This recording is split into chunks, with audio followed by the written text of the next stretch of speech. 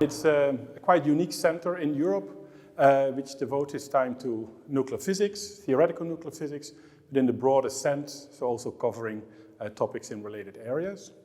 ECT was founded in 1993 as an initiative from the European Community, and its mission is to support three main activities. The first one is research in theoretical nuclear physics, obviously.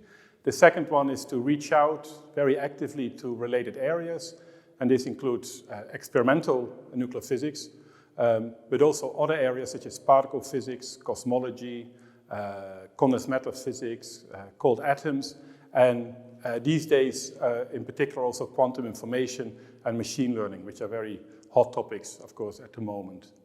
And the third activity is to train young researchers, early career researchers, in particular PhD students and postdocs, and therefore provide them on their way to a scientific career, either in academia or, of course, outside academia.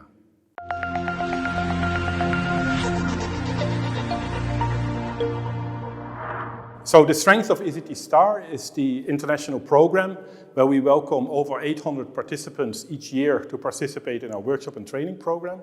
Obviously, during the pandemic, this was not possible, and hence we switched to an online program where the workshops could be attended remotely.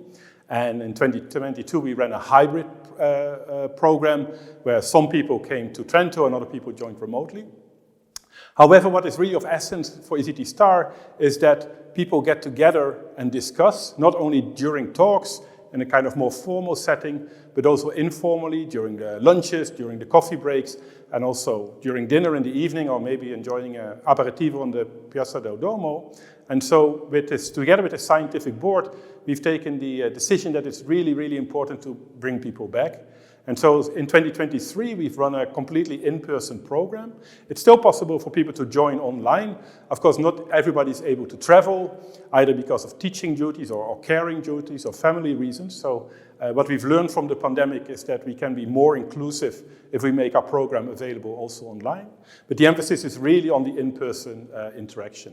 And I'm very pleased to say that in 2023, the average number of participation per workshop was about 40 people, which is an ideal size to have enough critical mass to have discussions, but still be small enough to keep it at a very informal and stimulating, create a very informal and stimulating environment.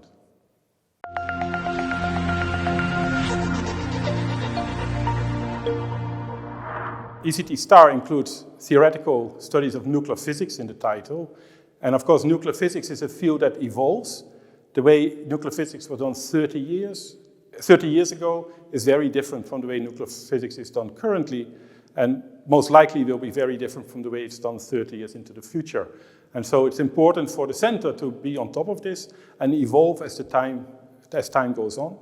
And one example here is that currently there's a lot of activity worldwide, but also here in Trento and in the Bruno Kessler Foundation on quantum technology and quantum information.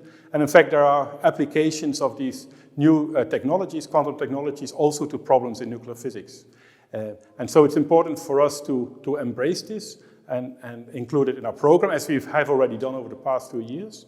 And at the same time, of course, nuclear physicists working on these problems can provide new input into the area of quantum technology, and therefore provide the, say, 30 years of knowledge on nuclear physics and difficult, complicated problems, and hopefully can contribute to the development of the field of quantum technology and also of machine learning, which is important. And so in this way, there's a mutual support for research, as it should be, where the different areas push each other forward, and we can contribute to the ongoing development of scientific research.